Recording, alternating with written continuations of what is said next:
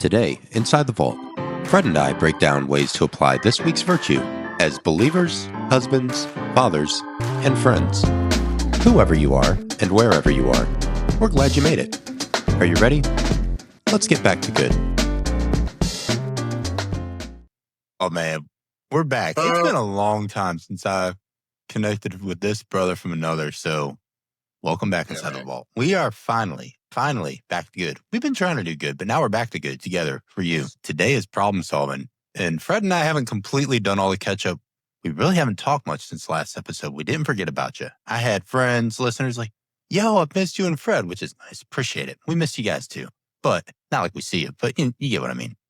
Right. But we're back now because life has been throwing some curveballs, sliders, sinkers, splitters, knuckleballs, whatever you want. Heat down the middle. It's been coming at you.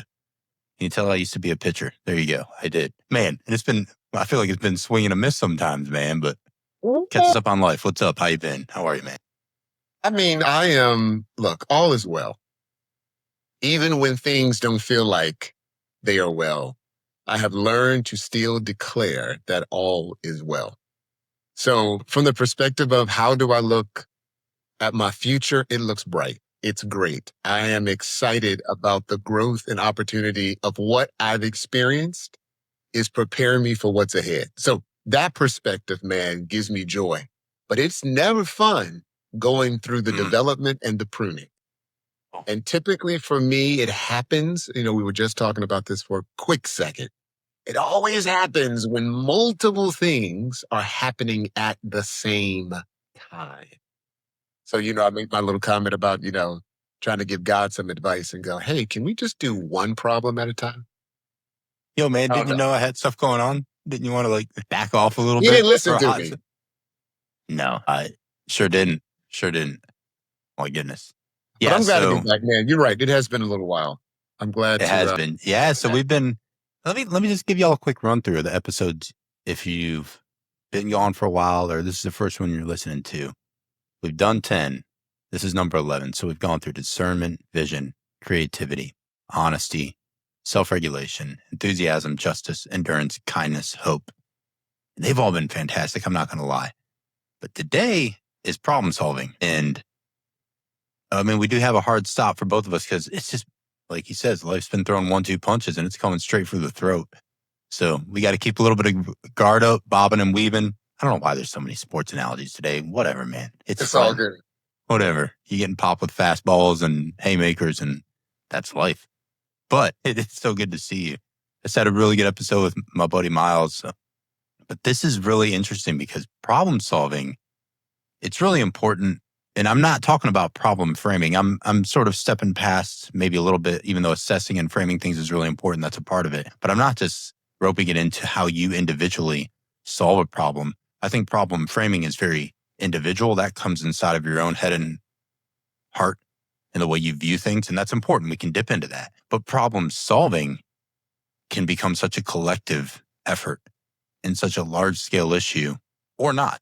Maybe you don't need to be involved in it at all. So there's so many angles and avenues that you can approach this topic from. We're riddled with problems. I mean, let's look at the problem of we honestly haven't recorded the past couple episodes just because life has happened and we had to rack and stack. And I said, hey man, let's take a breather. You focus on the you things. I'll focus on the me things. And this doesn't rack as the most important thing family is. And so we won't get into why family things. Everything is good. It is well. It's a great hymn. That's my favorite actually, by the way. But it, like Fred said, it is well. We're good. All is well here. But problems come jumping in. They jump in on you sometimes. You're like, okay, what's the priority here? So that's sort of our focus is how do we solve problems? How do we use wisdom, hopefully, clarity? We have a lot of complexity. There's a lot of good problem solvers, but they aren't just smart. I think they're grounded. They have good community, good networks. And before we dive into this, there is, the read ahead that we provided. If you missed it on Substack, you can click pause, go check out the Substack, pull out the notes if you want. There's part of it that's free. Most of it's free. On the back end, there's a paywall with something that's a really good resource that I provided. More of a presentation type for leadership and execs and whatever you want to use that for. It's really fantastic. So, hey, I mean, that was some of my own hard work that I've even shared in workshops across all of NATO to top senior leaders. So he ain't getting that one for free. That's behind a paywall, but it's worth it. I promise. But if you don't want that, you can still get the notes for this one. So check it out.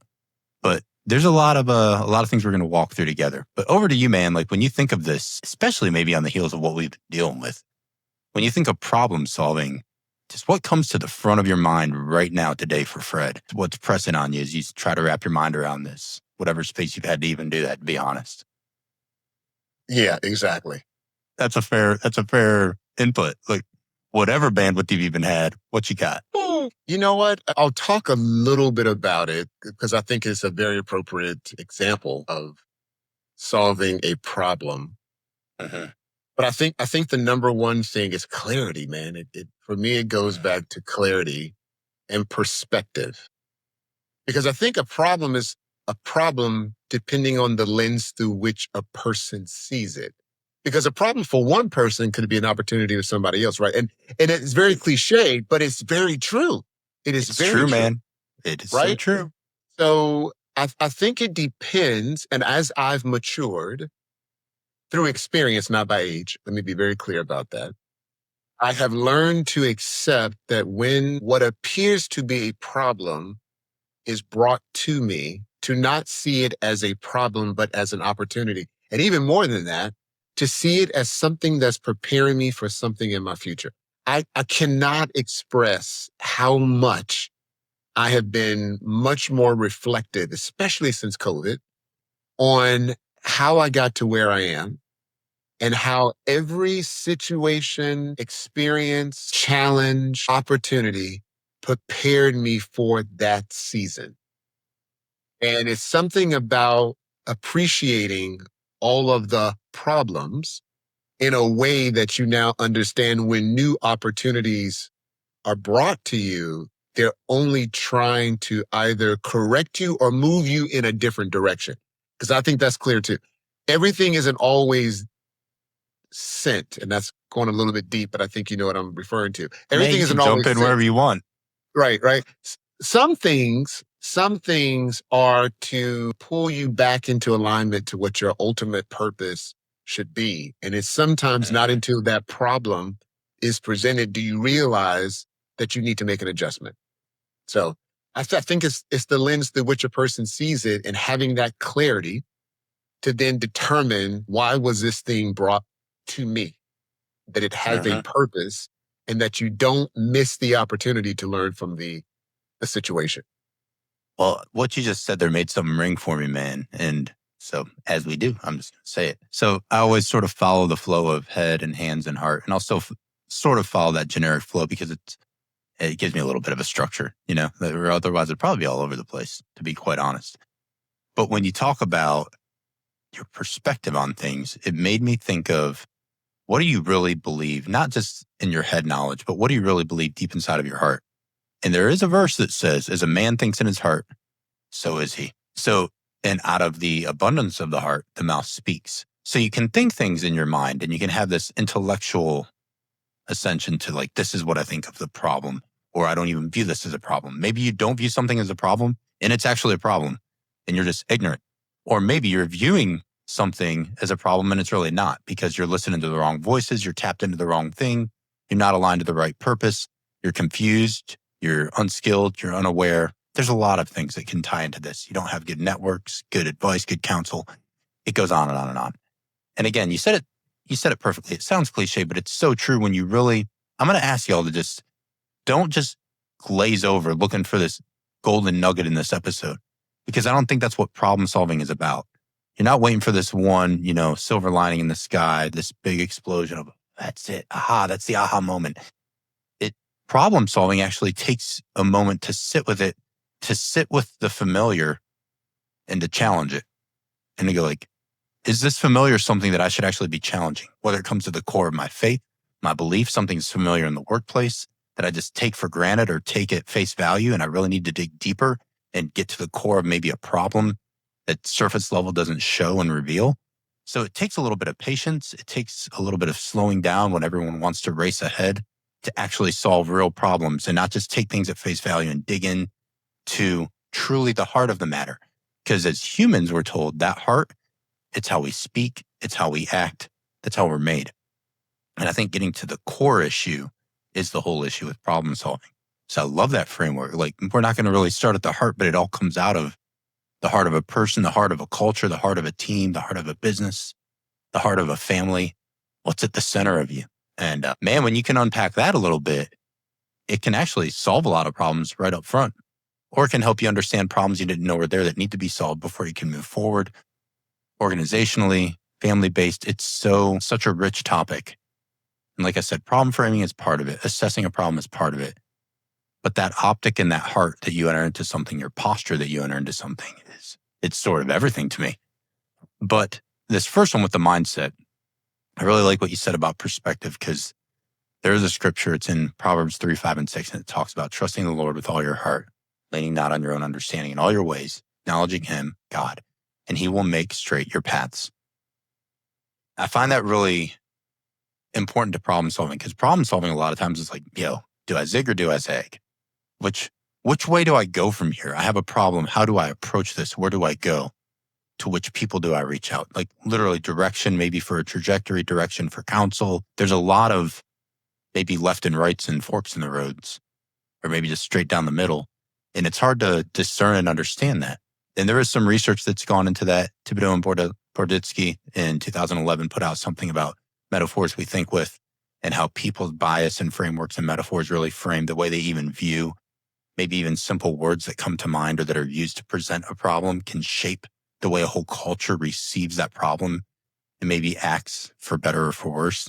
It's so powerful from maybe like a political standpoint. Even the words you use, the frames you offer can be everything on how people assess and receive things as problems or not. But with that sort of mindset of making meaning of a problem from the word go, you've already dipped into it a little bit, but how do you approach that? Like, what perspective do you try to take on, or what understanding or wisdom do you try to apply when you're actually hit with a hard problem, like harder than the normal, where 2 + 2 is 4, move on to the next one? When it stumps you for a minute, what does Fred do? I'm almost embarrassed to say this as a married person. First of all, I don't tell anybody. I have learned to keep my mouth shut. There are so many times that we can get confused by the number of voices that we're listening to. And I think it goes back to that Proverbs verse that you just read. Trust in the Lord. That's where your trust should be. What I then look for after I have received some type of confirmation or understanding on what I believe at least to be, what is the problem? Because I think that's even one there, Josh, that many people miss. Because sometimes what's on the surface is not really what the problem is. It's sometimes beneath the surface. So that clarity that's needed, in my opinion, that comes only from God, you kind of got to start there. And then I'll just be honest, I look for then affirmation and confirmation from other people, depending on the topic. I'll be really transparent here. If it's an area that I feel I am weak in, or an area that I know I am challenged in, I will absolutely reach out to someone else and say, hey, I just want to run this by you. Just some thoughts, just to see what their reaction is. And usually I'm listening for the confirmation in what I believe I got from God, from the person. That's typically what I'm doing. But it's just not always that easy. Sometimes things are layered. Problems are sometimes layered, that you get past the first part and you think, okay, I know the answer. And then you either make the decision or have the next step with whatever or whoever individuals you need to discuss it with. And there could be another problem that comes about because of now the decision or your response to whatever was presented. So it's one of these things that, again, for me, it has to start with my source. And for me, source is God. It starts with, okay, let me present this to you, because first and foremost, if it wasn't for me, you wouldn't have allowed it to come to me. So one or two things are happening. Either one, I'm already prepared for it and I'm going to pass, or it's a development opportunity. Uh-huh. I may struggle a little bit in the beginning, but I got to learn. Sometimes you need the friction, right? The friction helps us sometimes become better. So it's the question of, why is this thing here? I think we talked a few weeks ago about intentions. What is the intent? I'm thinking through my head, God, what is the intent of this? But I'm also thinking, what is my intent in this situation? Yep. What is it about this particular situation that I need to learn from, grow from, develop, become better? That's always going to be my starting point. Now, saying all of that, we also know that people bring us problems. So sometimes it has Mhm. nothing to do with you. You then have to determine, is the problem that you're being brought even yours to have to deal with? How many times have we gotten involved in problems and things that weren't meant for us? So again, there's still that starting point of, wait, okay, God, is this for me? Okay, if it is for me, is it a development opportunity? Is it a learning opportunity? Okay, we've decided that decision tree.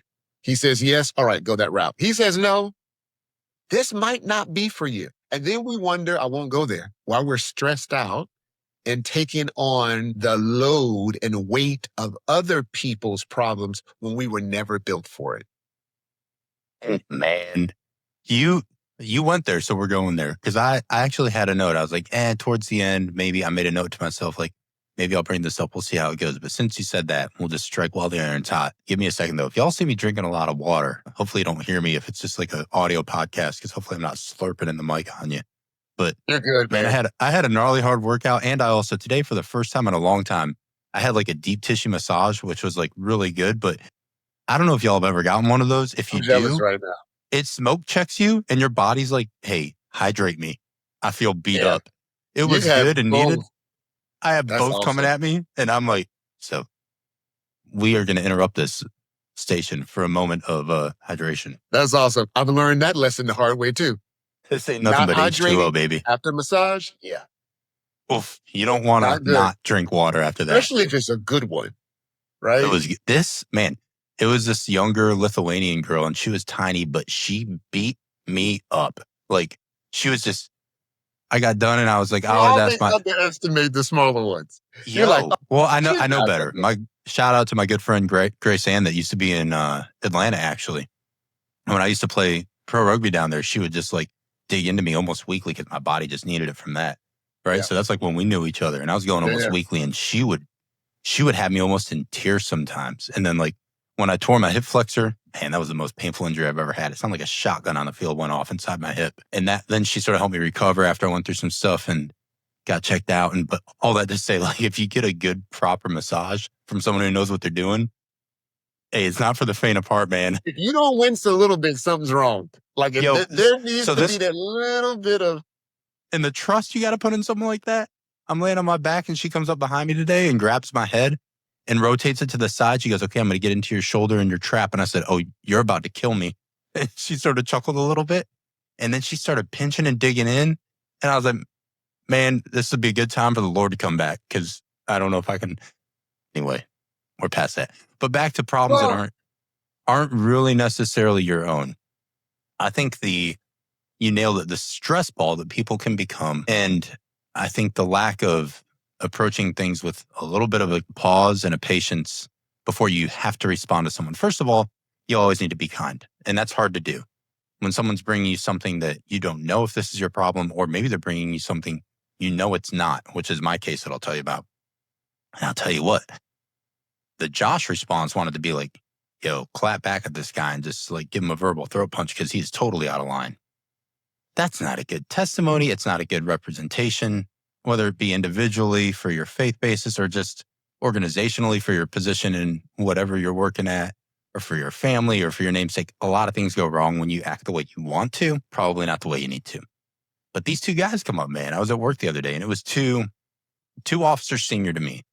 And I won't say their names. They'd probably never listen to this. If they do, though, I don't care if they hear it because they know it happened because we were all there. And it is what it is. And I handled it fine. But it was some Greek lieutenant colonel and then some British Navy commander. So both of them are like one rank senior to me. They're a little bit older because that's how NATO is. There's some people that have been in for a while. So they're decently older, definitely a higher rank as an officer. Not really over me organizationally, but it still doesn't matter. They come walking up over me and I'm working on something with my buddy. So me and my buddy are like, he's at his desk and I'm jamming away on something that we're working for this workshop coming up. And I had my headphone on because I had like some music on playing through like our on-class network and I'm just like in the zone jamming. And then I just sense like it almost felt like someone just breathing down my neck. I felt like that's how close they were. It wasn't literally that close, but it was close, Okay. man. And I was so in the zone that I didn't notice them like directly behind me because it didn't come from my peripheral. Like it just came up Right. smack from behind. Right. And then all of a sudden it's just like you get that weird feeling like, yo, someone's like smothering over me. And I turn around and they're both just standing there. So first of all, you didn't say nothing. You didn't tap me. It was weird. So first of all, the vibe was just completely off. And I was a little bit off guard. Like, so I just turned. And to make matters a little bit more interesting, I won't say worse, but the one guy, he's a newer guy to our headquarters. So I hadn't met him yet. I knew he had been there, but he'd only been there like a couple weeks. I had been gone traveling for work. I came back and I hadn't met this guy yet. So he's responsible for some stuff for this big exercise. He really didn't know what he's doing yet, which adds into, to be honest, some of the problem or a little bit of the unsure state of who he was. And so he looks at me and he goes, yeah, this thing you're supposed to be doing for the exercise. So like, why haven't you done anything? We're going to have a problem. And I've never even met this guy before. So it's like, not even a hi, I'm so-and-so, who are you? Yeah. And I called him on it, like graciously. I said, hi, first of all, sir, what's your name? Hi, I'm Josh. Or formerly, you could Let's call me start Major there. Morano, but I'm Josh. Like, nice to meet you. And I stuck my hand out. I was like, what's your name and what's going on? What seems to be the issue here? And he's yaps on about something. And the other guy's just standing there, sort of like his little, his minion next to his side, like they're coming rolling deep. And I said, hey, let me just cut you off there. I said, I know exactly what you're talking about. And it took a little bit of a discernment of like, there's a huge thing coming up for an exercise. And people, when they're new, I'm not new to this game for what we do. When they're new to assigning tasks to certain people, sometimes they'll sneak in there after like a confirmation brief and start throwing names up against the board and say, you're going to do this. And they won't reach out to them, but then they will push that forward and say, hey, I'm in charge of this. I'm the project officer. This is my team. They had tried to put my name on something. I knew when that was getting published, I pulled it up and saw my name on it. I put a line through it, made a note and said, hey, I'll follow up with you later, but I am doing nothing with this. This isn't my space. This is yours. Looks like you need to find someone who's going to do it. And so that's why they came up there. And he was like, well, I don't know how your name got on there. I said, I do because you put it on there because I looked at version control. I said, so he said, well, I said, this isn't even my area of expertise. Not that I couldn't do it, but I'm not doing it. And so I looked right at him and I said, I'm going to save us all a lot of time. I'm sorry that you have to figure this out. I said, this sounds like a you problem and it is 0% a me problem. I said, so it's unfortunate that my first time meeting you was like this and not over maybe a casual coffee or something, but I guess that is what it is because that was your choice. I said, go figure it out, find someone else or manage it on yourself because it is not my problem and it will not become my problem. Sorry you had to find out this way, but not me. And he just sort of looked at me like, What was his reaction? well, he looked at me and the other guy looked at me and then my buddy looks over me and he's like, I guess that's what you get when you approach a Marine that way, man. And I said, I'm not trying to be a punk, but I guess so because and I just looked right at him and I said, we're all professionals. I am not going to make your problem my problem just because you can't solve it. I said, I'm happy to look into the team and see if there's resources for you, but There I'm you not go. going to jump on your grenade for you because that's ridiculous.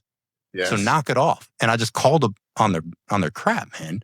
Sometimes you And have I to. think sometimes it's just funny you said that because it just brought it front of mind for me. Sometimes we jump into things because we're still worried what people are going to think of us. And if you approach it with kindness, you don't have to own everything that's not yours. Like, why do you feel so compelled to do that for people at times in a work setting, especially when it's not your lane or when they're trying to throw you under a bus? Like, have a little bit of fortitude and thick skin to just stand up for yourself.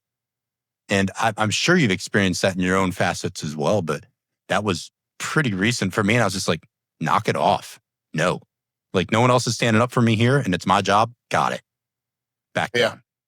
Yeah. Right. And now that's one less problem for me because there's not a chance I would have wanted to like that's not even in the scope of why would I do that? But I feel like so many people feel compelled in those moments, like either you got to be a nice guy or you got to feel like you got to make up for someone else's inadequacies. No, like sometimes let them fail, let them fall on their sword. That's their problem, not yours.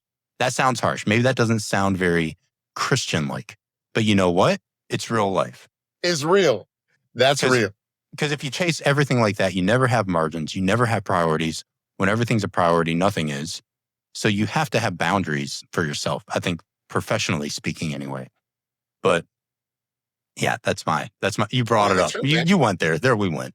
Yeah, no, but it's real. That's real. How many times do we get involved in things that are not our problems? For me, I'll just keep it really short. People's attitudes. Man, Times I have learned, my dad used to say this, I give him credit for it, but although I think it came from someone else, don't let someone kick your cat. I don't know why it's a cat. So please, for all the cat lovers out there, no, I mean nothing bad by that. Yet it's the saying is just saying, don't let other people make your day a bad day. So when someone else has a problem that's not yours, don't allow it to become your problem. You can stop it, and that's what you did.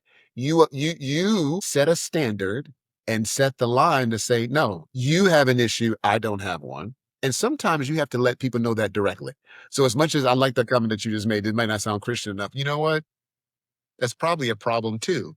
That enough people don't feel the need to be honest and truthful. And sometimes that means being direct. Direct does not mean being disrespectful, but sometimes some people need to hear words a certain way in order for it to resonate. And that's just fact.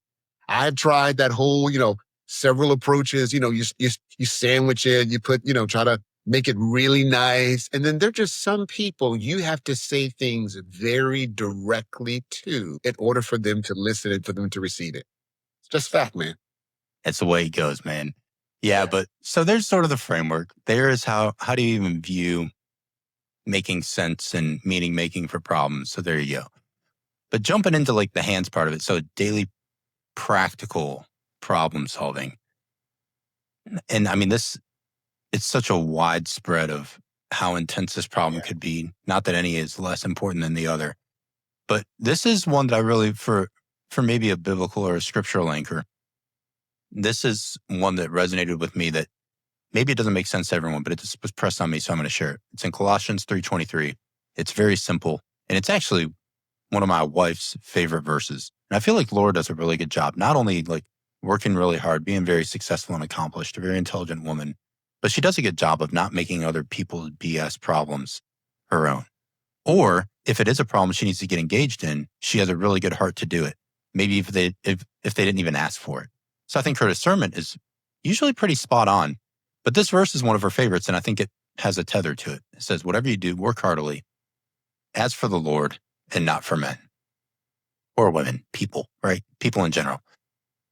So if you're doing everything you do heartily for God, for what your like higher being and higher calling is, for what your source is, to use some of your words, like our source is God. That's what Fred and I believe. But even if you're looking at you could even strip that down practically, not to try and take away from what the verse is saying. That's not what I'm doing here. But like you can even just be like, what's your purpose? What's your identity?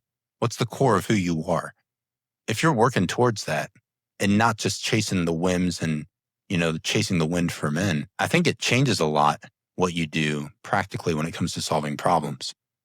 And there are going to be difficulties. There's, again, the research for this that I threw in there was from Bjork and Bjork. They do a lot with desirable difficulties in learning. And you can learn how to embrace problems more intentionally, deliberately, and with a little bit more wisdom and clarity, the more you try to introduce difficult things into your life. And I've always been a believer of like, whether it's mentally, physically, spiritually, or all of the above, you should be aiming for one hard thing every day. Whether it's a hard work, just do something you don't want to that's difficult, because it trains your brain and your body to work together towards a hard problem together.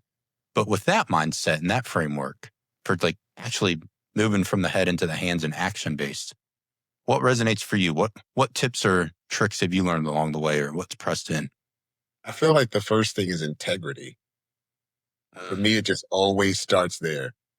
That when you are dealing with a problem, and this is what immediately came to mind, first of all, did I cause the problem? Or was the problem caused by someone else? That's a And tough how many question. times have we had problems in our lives that we created? That could be financial problems, it could be relationship problems, it could be social problems, health problems that we have attributed to, Striking a nerve there with some people, baby. just being honest, due to our own behavior, right? So the integrity piece comes in of saying, be honest with yourself.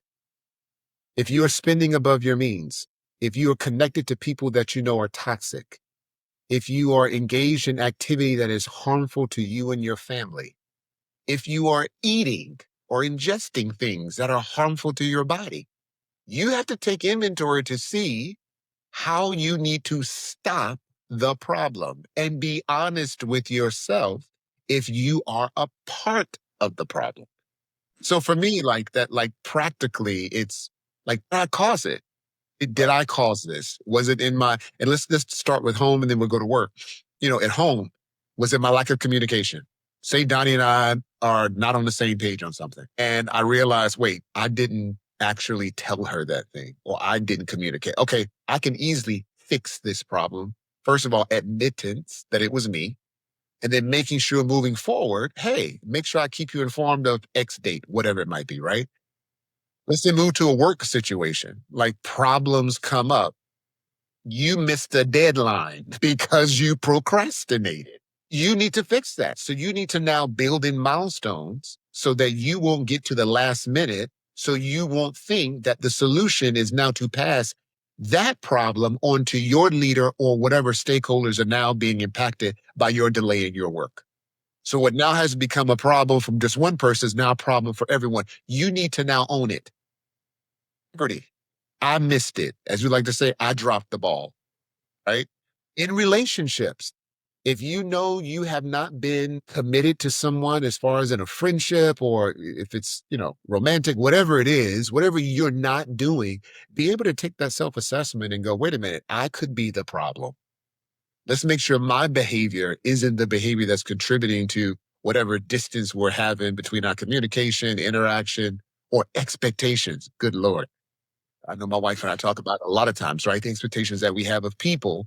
And when they then don't live up to that expectation, we're now disappointed when in actuality, it's our fault because we now put that expectation on them. Yeah. Probably And another time. speaking of expectations, and problem solving in itself can be laced with stress or anxiety for people. But I've heard a really good, simple definition of stress as being unmet expectations. Oh. And I really love the simplicity and the truth behind that because we bring expectations into a lot of relationships. I expected you to do this. So really it's when you put an outcome in your own heart and mind that you know that you or other people might not actually have control over, or you definitely don't have control over.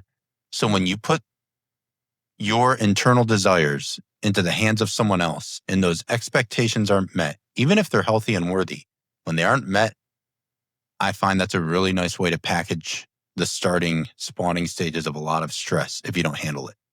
And that just compounds the more I expected this of you. I expected this of that. I expected this outcome. It didn't happen. I expected it to be nice today and it rained. It's as silly and simple as it may sound. A lot of unmet expectations. It's true. Yeah, now my kids are soaking wet on the bike ride and I didn't plan enough to bring them a jacket. Now they're whining at me because it's chilly and it's wet. I was just a knucklehead and didn't really think to plan. So my failure is now a stress ball and a problem for everybody. Right. So unmet expectations become a lot of stress. They become simple little ankle biter problems. So what are you expecting of others and of life that really isn't a worthy expectation? Yes. Or you could mitigate it through just some decent planning or some thoughtfulness. Yes. Or being maybe intentional. some prayer, some calm, some insight that is outside of your scope.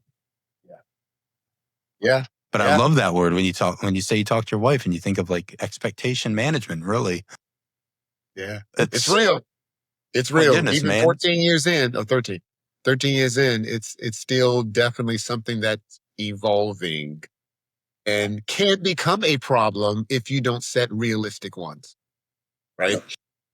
But this was so I put some reflection questions in the notes, and I definitely don't even read the majority of this because I'd leave it as just sort of a framework, really to be useful for you, for the listeners. So if you want to check them out, have at it. But one of the reflection questions I put for this part for hands is, who do you invite into your process to help clarify complex challenges? And I think it circles back to what you started at the beginning of this little section of this talk when you're talking about your network or the people you bring in, or the people that try to bring in problems that aren't yours. So where do you go? Because it is about people and relationships a lot of times. It is. Whether it's more problems are coming in that you maybe as a boss or a leader or a manager or a C-suite, whatever label you feel like giving yourself these days, who knows, man? for all of us, whatever cross we've been called to bear organizationally, if you're over other people in any way, shape, or form or around them, there's going to be problems, and they might get floated across your desk space. So then what do? How do you manage those people with care and see them as people that actually are just trying to do their best, hopefully? And then, like, where do you turn to phone a friend? And that question and that comment from you reminds me, I mentioned it already with Miles when we did our episode, but it reminds me of what my dad used to say. And it was so simple. Again, so simple, but so full of wisdom. If someone isn't part of the solution, don't make them part of the problem. And I love that. It's like a very simple, that makes me think of a really easy way to do math and some of the more modern ways that people are trying to teach my 8-year-old to do math. And I'm like, why did you make that part of that simple arithmetic problem? Dad, I can draw all these pictures. I can do this. I'm like, wow. I mean, you could, but why didn't they just teach you the basic, like, simple division formula? Because you're stumped right now. And you got so confused in all your pictures and fairy tale games that you don't even know the code that you need for math. I mean, seriously, man, that's happened, and I love her. But she gets so pissed off, and she gets mad at me, and I'm like, I don't even know what you were taught. And I'm not saying there's not creative ways, but I'm like, what are they doing? And that's not to knock on it. She's got to get you're all the way in Norway. Yo. And the same stuff is happening here. I have looked at some of the work that my kids have brought home, and I'm like, I don't know what this is. This is like a whole bunch of circles and squares and lines and stuff. I'm like, 2 + 2 is 4. I don't know why I needed to do a diagram for it. It's just that, like, I know. Just need to know that. And I'm all about understanding things, and not everything is rote memorization, but some of it can be. Yeah. Yo, and like all of these. Anyway, I'm not even going to go on and on. We don't have that much time, and I ain't even going to make that y'all's problem. It's my problem. I ain't putting that on you. But if you're a parent and you're older than like 10 years old, you know what I'm talking about. You get it. You feel it. It's like, yo, why are you doing it this way? It can be a problem. It can be. It can be a problem. Because you're frustrated as a parent, because you're like, why can't I just teach my child the way I was taught? They were taught a different way, so now they're frustrated. So now you have both of you are tense in this moment because of frustrations of expectations that you both have of each other, and neither one of you are meeting them. Nope. So this is all very relevant. It is relevant. That's why I chose it for when I framed it up on Monday. That's like, I used an example of my daughter and I doing a math problem together. I was like, it ended in us just having to break away and go outside to play, both of us, and be like, we just need to step away from the table because we're both about to lose it. But it's real life because you're coming at it from different perspectives. Her exposure and experience is radically different than mine. I could sit there and argue all day that mine is the right way, but she's been inundated in this other way, which in her mind is the right way. We're both failing to understand. Expectations aren't being met across the board. No homework was getting done. And that's a simple, comical example, but it wasn't comical to me in the moment because I was frustrated. Because I love my little girl and I don't want to not help her. And she doesn't want dad to not be able to fix it for her. And nothing good was happening in the moment. Right. Is what it seemed like. So in those moments, again, where do you turn? There's a lot of people that I could have reached out to. You could reach out to anyone. And what I have found difficult, I'm just going to be brutally honest.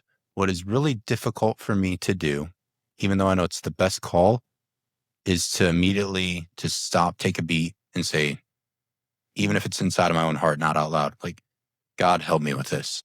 It is such a human desire to make our problems other people's, whether it be for sympathy, for empathy, for condolences, for support, for a golden nugget, for anything, I think, other than maybe what we really should be getting in the moment is some clarity outside of what we can get on our own, or what I believe from any human. The one who understands the entire picture all the time, and maybe, just maybe, who might be doing it and allowing you to walk through it to test you and to test, where are you going to turn? Have you figured it out yet that I'm still here and I should be your number one go-to phone a friend?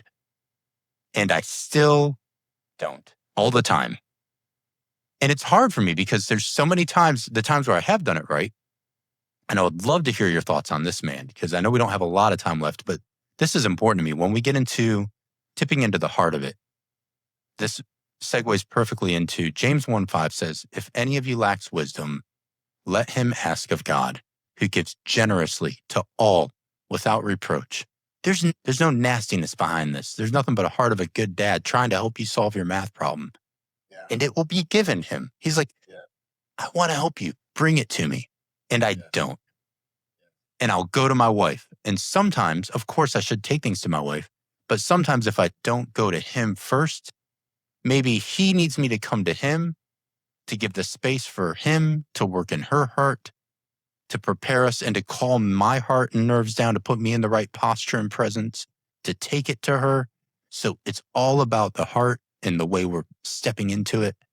And if I do that void of him, it's a disaster. And I do it a lot. And there's my confession for the day. You're welcome. I'm not even Catholic. You're not a priest, and you got it anyway. But yeah, man, like, what do you think on A that? lot 'Cause of people it's a can relate struggle to for me, that. dude. It's a struggle for me. I don't think you're alone in that. I think a lot of people struggle with remembering, and I think I'll have to give my old pastor back in Atlanta credit for this.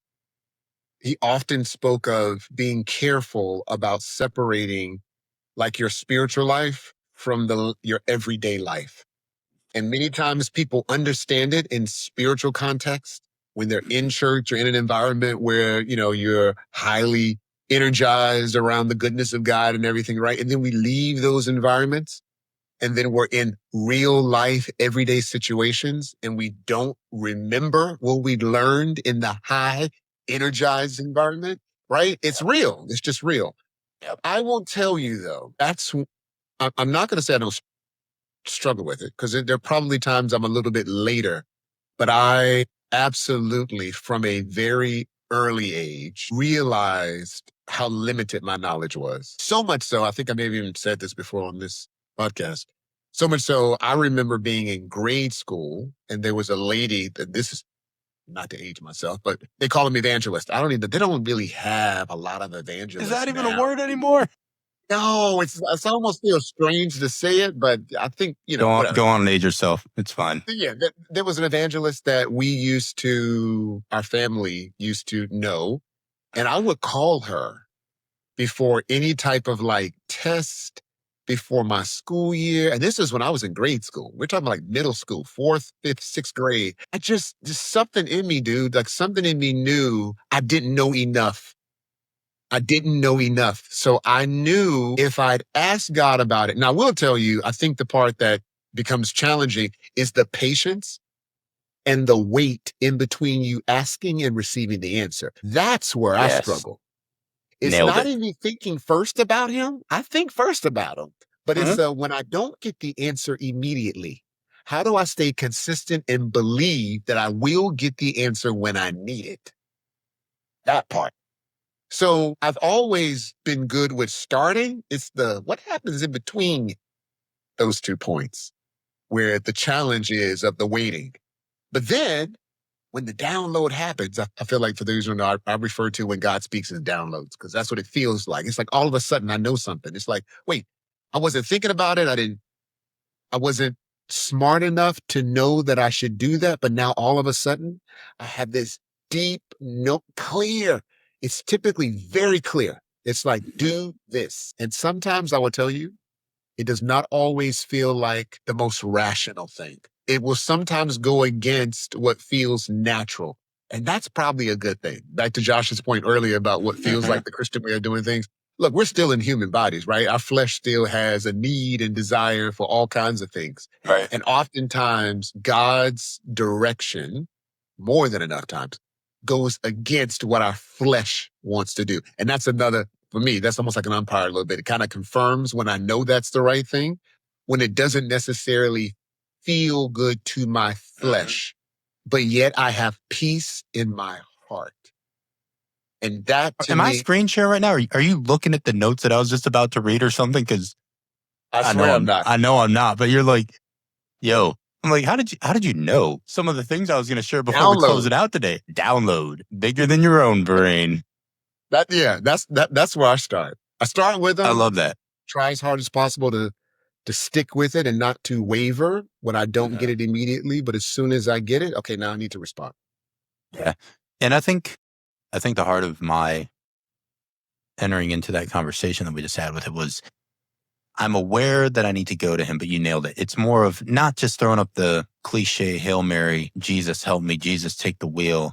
I mean this as a son that knows his dad actually has some good stuff for him, more than just like this mental ascension to, yes, I understand God is there. So God, please help me in this problem. I mean, like I struggle.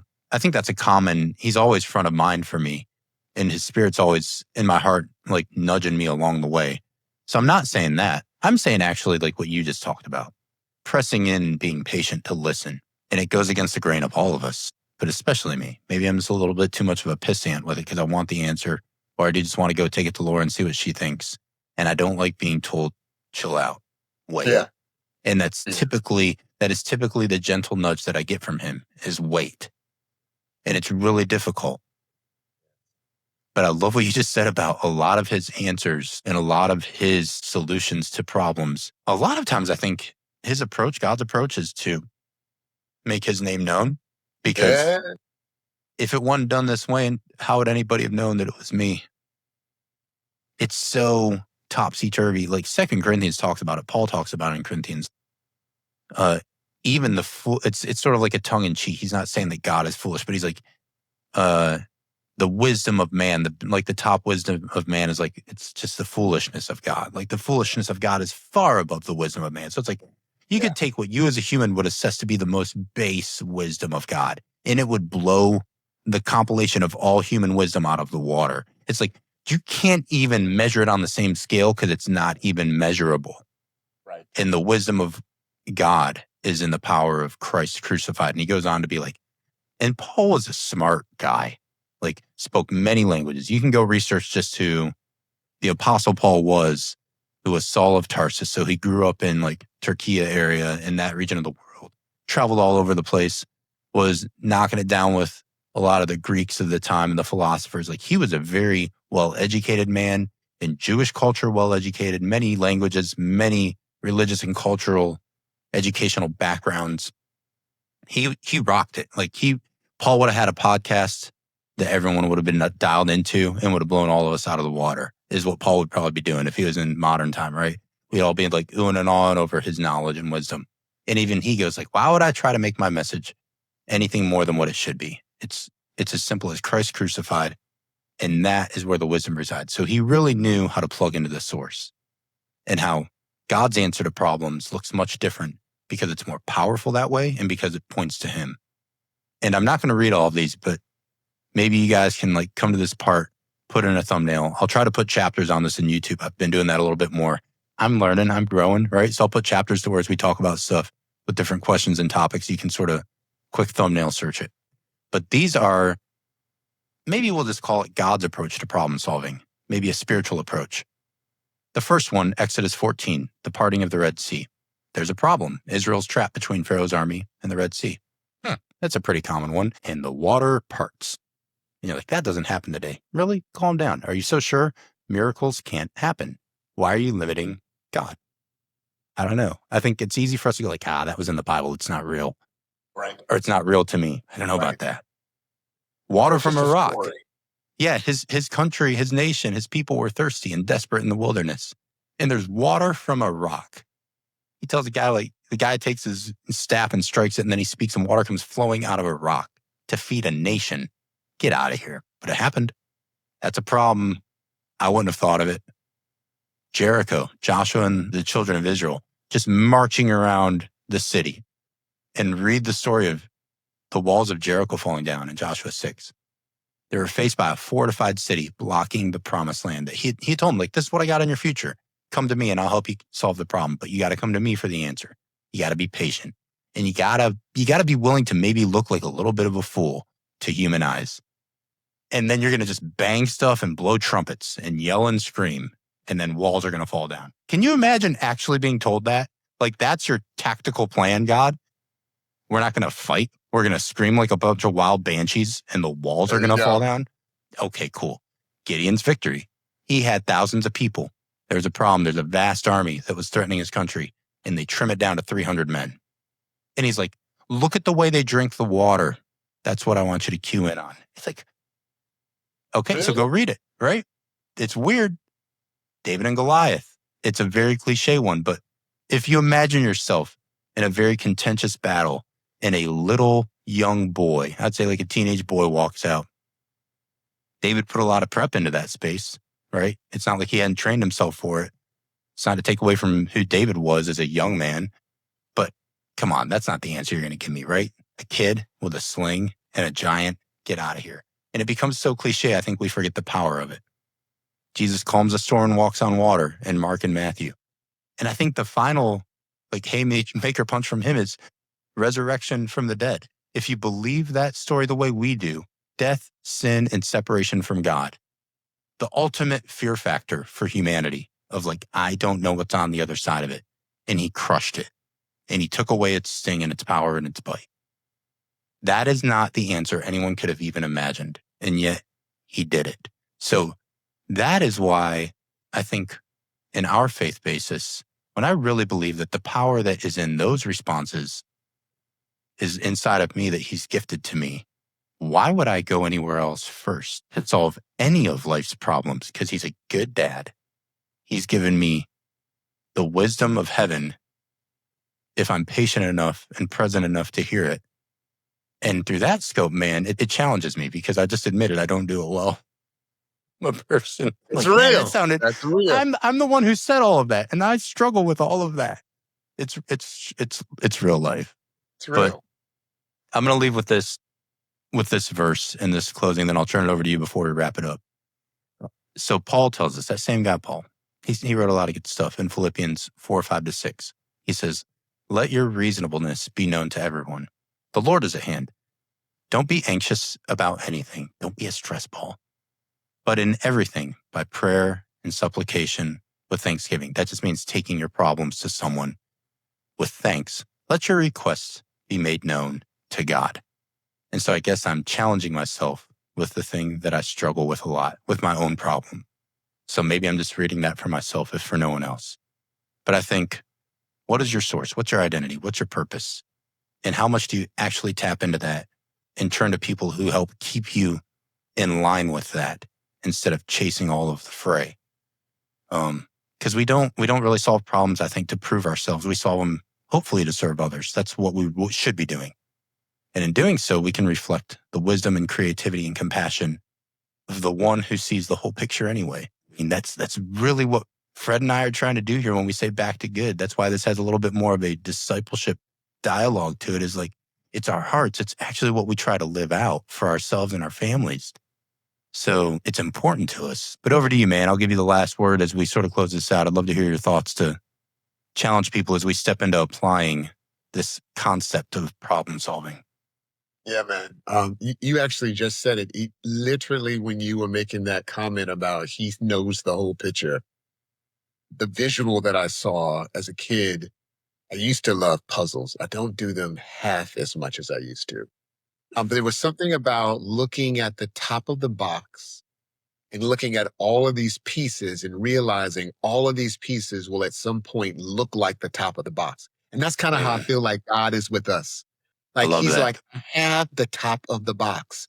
I know what pieces go where. Ask me, I will tell you where to put the piece. And it's just this simple reliance. When you have a problem, you have a bunch of puzzle pieces. Who do you go to first? Hey, go to your source. For us is God. And then obey, follow the instruction, put the piece where he tells you to put the piece, because at the end, he knows what the big picture looks like. So there's a trust factor there. There's an integrity factor there. Hey, when you made a mistake and you put the piece in the wrong spot, me with my kids, I remember they used to try to, I think all kids do it, right? Cram it They're into trying the to wrong shove. space. Yeah. And you're like, it doesn't go there. It doesn't go there. It doesn't fit, right? So for me, when I hear the word fit, right, it means you don't have peace. When something's not right and a piece is not in the right spot, you're not going in the right direction, you need to go back to the source, who has the top of the box. Yo, this guy's preaching a sermon at you right now. You're talking about peace, and I hope y'all But are you get my dialed in. point, right? No, Like it's perfect. problems, Yeah. God knows all our problems, right? He already knows how Yeah. they should be solved. So go to the source. Go to the source. I love analogies and word pictures, and you just painted such a nice image. You can't even add to that. That's it. That's what we got for you. Get back to good. go solve your problems, but know your source, know your purpose. Don't get distracted. Have some patience and don't be the problem. Like, work hard, plan well, and own it when you make a mistake. And don't make more problems for you and other people around you because you're arrogant and you're a chump. Don't be that guy or gal. All right, man. I love you, brother. All right, brother, So proud love of you you. too. Yeah. Thanks for tuning into this episode of Back to Good. Don't forget to follow Foundational Coaching on your favorite social media platforms. Fred and I are honored to be a part of your story today. We hope this conversation has helped bring your head, hands, and heart back to good.